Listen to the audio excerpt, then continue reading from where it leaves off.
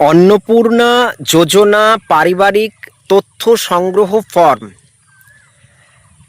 কারা fill up করবেন আর কারা ফিল আপ করবেন না, এই নিয়ে বিস্তর জলঘোলা চলছে।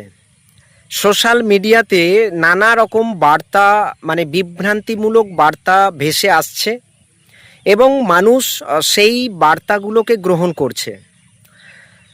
এছাড়াও আরেকটি কথা বলতে হয় যে বিভিন্ন ক্ষেত্র, যেমন ধরুন চায়ের দোকান পাড়ার কোনো একটা বসার জায়গা, ট্রেন, বাস ইত্যাদিতে বিস্তর জলঘোলা চলছে যে এই ফর্মটি অনেকেই বলছে যে আমরা ফিল আপ করবো না। তো তাদের উদ্দেশ্যে জানিয়ে রাখি যে এই ফর্মটি কিন্তু মাস্ট ফিল আপ আপনাকে করতেই হবে। পারিবারিক তথ্য সংগ্রহের ফর্ম শুধুমাত্র অন্নপূর্ণা যোজনাতে যারা অ্যাপ্লিকেশান করছেন এমন নয় যে তারাই ফিল আপ করবেন। ফর্মটি কিন্তু সকল স্তরের মানুষকে এবং সকল পরিবারের সদস্যকেই ফিল আপ করতে হবে। এর পরবর্তী স্টেপ হচ্ছে যে অনেকেই এইটি বলছেন এবং এই বলে অন্যজনকেও বিভ্রান্ত করছেন যে অন্নপূর্ণা যোজনার যে টাকা সেইটা আপনারা পাবেন না। তো এই বিষয়টাকে আলোচনা করতে গেলে আমি একটি ছোট্ট গল্পের কথা বলবো। সেই গল্পটা একটু মন দিয়ে শুনতে হবে। মন্ত্রী এবং সেনাপতি। একদিন সেনাপতি রাজাকে জিজ্ঞাসা করলেন যে মন্ত্রীর থেকে তার যে জ্ঞান বুদ্ধি কোনো অংশেই কম নয়, অতএব সে কেন সারা বছর ধরে সেনাপতির কাজ করবেন, তার কেন প্রমোশন হয় না, সে কেন মন্ত্রিত্ব লাভ করে না?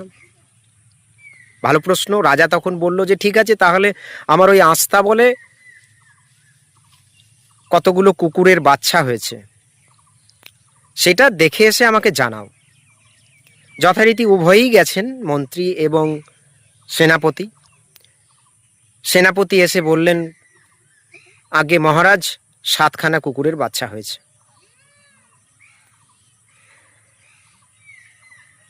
মন্ত্রী যেটা জানালেন সেটা হচ্ছে, মহারাজ 7খানা কুকুরের বাচ্চা হয়েছে, তার মধ্যে 3টে কালো রঙের, 3টে সাদা রঙের এবং একটিতে সাদা কালো মিশ্রণ রয়েছে, এবং তার মধ্যে 3টে ছেলে বাচ্চা, 4টি মেয়ে বাচ্চা, 2টোকে দুধ খাওয়া অবস্থায় দেখলাম, 3জন ঘুমাচ্ছে আর 2জন খেলছে, মা শুয়ে আছে, আস্তাবলের যে অবস্থা খুব একটা পরিষ্কার নয়, ইত্যাদি ইত্যাদি, মানে গোটা ডিটেলসটা সেখানে মন্ত্রী মহাশয় রাজাকে দিলেন। এবং এই পরীক্ষা থেকে বোঝা গেল, বা এই তর্ক বিতর্ক থেকে বোঝা গেল যে সেনাপতি কেন সেনাপতি এবং মানে মন্ত্রী কেন মন্ত্রী। অতএব এই ফর্ম ফিল আপটা করতে গিয়ে আমার মনে হয়েছে এই উদাহরণটা দরকার, কারণ সকলেই মনে করছেন যে তারা সকলেই এক্সপার্ট, এবং এই এক্সপার্ট হওয়ার সুবাদে তারা কিন্তু অপরজনকেও বিভ্রান্ত করছেন যে এই ফর্মটি ফিল আপ আমরা করব না, আমরা হয়তো বা অন্নপূর্ণা যোজনার যে টাকা সেটাও পাবো না। অর্থাৎ মানে সব কিছু শেষ হবার আগেই আমরা বুঝতে পেরে যাচ্ছি যে কি হবে পরবর্তীতে। পারিবারিক তথ্য সংগ্রহের যে ফর্মটি, এটা সকলকেই ফিল আপ করতে হবে। আপনি সেখানে অন্নপূর্ণা ভাণ্ডার বা অন্নপূর্ণা যোজনার টাকা পান বা না পান, এতে কোনো দ্বিমত নেই। এবং যে তথ্যগুলো সরকার চেয়েছে সেই তথ্যগুলো ফুলফিল করতে হবে। আর এই তথ্যগুলো ফুলফিল করা মানেই আপনি অন্নপূর্ণা ভাণ্ডারের বা যোজনার টাকা পাবেন না এরকম নয়।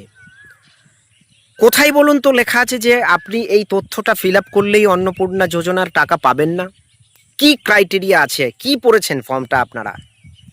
কোথায় বলেছে মন্ত্রী মহোদয়েরা যে আপনারা কোথায় বলেছেন যে কোথাও কি অঙ্ক বেঁধে দেওয়া আছে যে মাসে যদি আপনি এত টাকা ইনকাম করেন বা বছরে যদি আপনি এত টাকা ইনকাম করেন, তাহলে সেই ফর্মের আপনি আবেদন করতে পারবেন না বা আপনি সেই অন্নপূর্ণা যোজনার শরিক হতে পারবেন না। হ্যাঁ, বলা আছে কোথায় যে যারা ট্যাক্স পে করেন, অর্থাৎ ট্যাক্স পে করা মানে বর্তমান সময়ের নিরিখে তাকে বছরে অন্তত 12 লাখ টাকা ইনকাম করতে হবে। তাহলে সেই 12 লাখ টাকা যারা ইনকাম করবেন, সেলফ যদি মহিলা হয়ে থাকেন, তাহলে সেই কেবলমাত্র এই সুবিধা পাবেন না। অন্যথায় অন্যান্য ক্ষেত্রে, অর্থাৎ কোনো মহিলার যদি কোনো স্বামী যদি কেউ কর্মরত হন, সেখানেও বলা নেই যে তিনি পাবেন না। এবং আমি যেটা লক্ষ্য করলাম যে এক শ্রেণীর মানুষ যারা না বুঝে এই ভীতির যে বার্তা সেটা সোশ্যাল মিডিয়াতে ছড়াচ্ছে। কোথাও এমন ক্রাইটেরিয়া বেঁধে দেওয়া নেই যে যেটা ফিল আপ করলে আপনি ওই টাকা পাবেন না। আগে ফিল আপ করুন না, ফিল আপ করে জমা দিন, শেষ পর্যন্ত দেখুন কি হয়, তারপরে না হয় কথা হবে। বিষয়টা ভালো করে বুঝবেন যে পারিবারিক তথ্য সংগ্রহের ফর্ম, অর্থাৎ এই পারিবারিক তথ্য সংগ্রহের ফর্মে যে ডিটেলসগুলো জানতে চাওয়া হয়েছে, সেই ডিটেলসগুলো দেওয়া মানেই যে আপনি ওই যোজনা থেকে বহির্ভূত হবেন এমন নয়। আপনি সিদ্ধান্ত নেবার কে? ফর্ম ফিল আপ করবার পরে সেটা চলে যাবে ট্রাস্টি বোর্ডের কাছে। সেই ট্রাস্টি বোর্ড বিষয়টাকে পরীক্ষা করবে।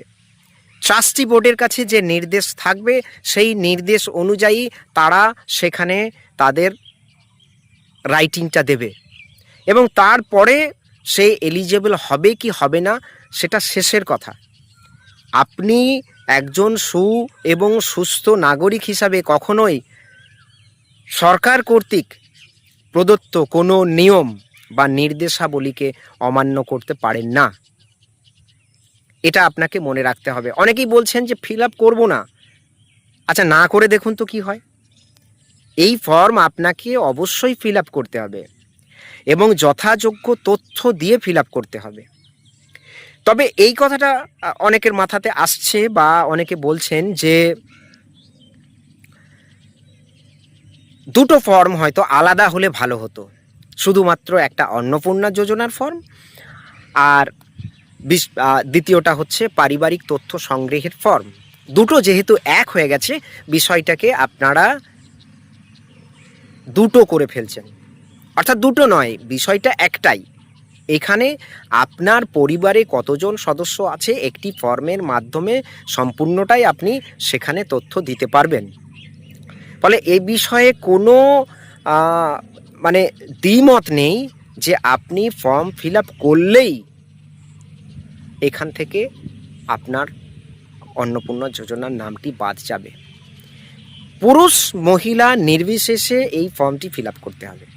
এবং ফর্মের একটি গুরুত্বপূর্ণ অংশ হচ্ছে যে ব্যাংক ডিটেলস বা অ্যাকাউন্ট নাম্বার দেওয়া। অনেকেই এখানে ভীত হয়েছেন যে অ্যাকাউন্ট নাম্বার দেব কেন বা এই কলাম ফিল আপ করবো কেন, আমার সম্পূর্ণ ডিটেলস কেন দেব। দেখুন, অনেক মানুষ আছেন যারা ইনকাম করেন কিন্তু সেই ইনকামটা লিগাল ওয়েতে নয়। অর্থাৎ অনেক মানুষ আছেন যারা 26 লাখ টাকা পর্যন্ত ইনকাম করেন, কিন্তু সেই ইনকামের যে ট্যাক্স, এটা কিন্তু মাথায় রাখতে হবে, সেই ট্যাক্স তারা কিন্তু দেন না। ফিল আপ করবার পরে এটা কিন্তু সরকারের চোখে আসবে এবং তারা কিন্তু ট্যাক্স ভুক্ত হবেন। এটা একটা ভীতি। এই ভীতি থেকে অনেকে কিন্তু কি করতে চাইছেন যে বেরিয়ে আসতে চাইছেন যে তারা এটাকে ফিল আপ করবেন না। তো এই মর্মে মানে নানা রকমের জল্পনা তৈরি হয়েছে যে ফর্ম ফিল আপ করবো না, ফিল আপ করলে পাবো না টাকা ইত্যাদি, এবং বিভ্রান্তিমূলক যে তথ্য সেটা সোশ্যাল মিডিয়ায় প্রচার করা হচ্ছে। দয়া করে আমার ছোট্ট রিকোয়েস্ট থাকবে আপনাদের কাছে যে আপনারা কারোর কথা শুনবেন না। সরকারি আধিকারিক যে আপনাকে ফর্মটি দিতে আসছে এবং যেখানে আপনারা দিতে যাচ্ছেন তাদের সাথে কথা বলুন, এক্স্যাক্ট ব্যাপারটা জানতে পারবেন। এবং যারা এইটা নিয়ে চেঁচামেচি করছেন যে 12 পাতা ফর্মটি রয়েছে, এটা ফিল আপ করতে 1.5 ঘন্টা সময় লাগবে, আমি কথা দিচ্ছি আপনি ফর্মটা নিজে যদি পড়েন এবং নিজে যদি একটু একটু লেখাপড়া জানেন, তাহলে এই ফর্মটি ফিল আপ করতে আপনার খুব বেশি হলে, যদি নতুন করে থাকেন, 10 মিনিট সময় লাগবে। এমন কোনো ডিটেলস এখানে চাওয়া হয়নি যার জন্যে এটা অনেক সময়, আমার মনে হয় এর আগে যে এসআইআর ফর্ম ফিল আপ করেছিলেন তাতে অনেক বেশি সময় লেগেছিল, তার থেকে এটাতে কম সময় লাগবে। অর্থাৎ আগে জিনিসটা দেখুন, জিনিসটা বুঝুন, জিনিসটাকে জানুন, না জেনেই এইভাবে মানে রটনা, এটাকে বলবো রটনা বা মিথ্যা প্রচার এইভাবে করবেন না। আগে জানুন, এটা একটা সরকারের পরিকল্পনাকে বুঝতে হবে, সেই সরকার কি করতে চাইছে তার সাথে সহযোগিতা করতে হবে। একজন সুনাগরিক, সুস্থ নাগরিক কারা? যারা ভয় পাচ্ছে তাদের নিশ্চয়ই কোনো ইল্লিগাল ব্যাপার আছে, সেই জন্যেই তারা ভীত। সুতরাং সেই জায়গা থেকে আপনাদেরকে বেরিয়ে আসতে হবে। এবং যারা পাবার যোগ্য তারা নিশ্চয়ই এটা পাবেন। আমার ক্যামেরাতে যাকে দেখা যাচ্ছে এখন, এই ভদ্রমহিলা যদি অ্যাপ্লাই করেন, মানে যদি নয়, করতেই তো তাকে হবে, তাহলে এনাকে দেখে, এনার যে সোশ্যাল অ্যাপিয়ারেন্স, এই অ্যাপিয়ারেন্সটা দেখে কি মনে হচ্ছে ইনি কোনো অংশে পাবেন না? শুধু ভীত হচ্ছেন আপনারা। আপনার সোশ্যাল স্ট্যাটাস আর আপনি যদি না পাবার যোগ্য হন, তাহলে শুধু কেন অ্যাপ্লিকেশান মানে সেই জায়গাতে করবেন? আপনি সেই জায়গা থেকে বিরত থাকুন। টাকা পাচ্ছেন মানে নিতেই হবে এরকম নয়। আপনার সোশ্যাল স্ট্যাটাসটাকে আপনাকে দেখতে হবে, সেই সোশ্যাল স্ট্যাটাসের মধ্যে আপনি কিন্তু পড়ছেন, সেটাকে আপনি সেখান থেকে বেরিয়ে যেতে পারবেন না। আজকে মিডিয়ার সামনে যারা পাবো না বলে চেঁচামেচি করছে, মানে তাদের অ্যাপিয়ারেন্সটা দেখবেন, তাদের চেহারা দেখবেন। আর যারা পাবে তারা কিন্তু কেউ বলছে না, কেউ আসছে না, তাদের কাছে ওই সেন্সটা নেই যে আমরা পাবো না। তাহলে কারা ভয় পাচ্ছে? যারা এই সুবিধাভুক্ত হতে পারছে না তারা ভয় পাচ্ছে, তারা রটাচ্ছে। সুতরাং এখান থেকে বিরত থাকুন, ফিল আপ করুন সকলে সুস্থভাবে এবং ফর্মটি জমা করুন আপনার নিকটবর্তী পঞ্চায়েত বা বিডিও, যেখান থেকে আপনার এই কর্মপ্রক্রিয়া হচ্ছে সেখানে জমা করুন এবং তাদের সাথে সহযোগিতা করুন। ফর্ম আপনাকে অবশ্যই ফিল আপ করতে হবে, আপনি চান বা না চান।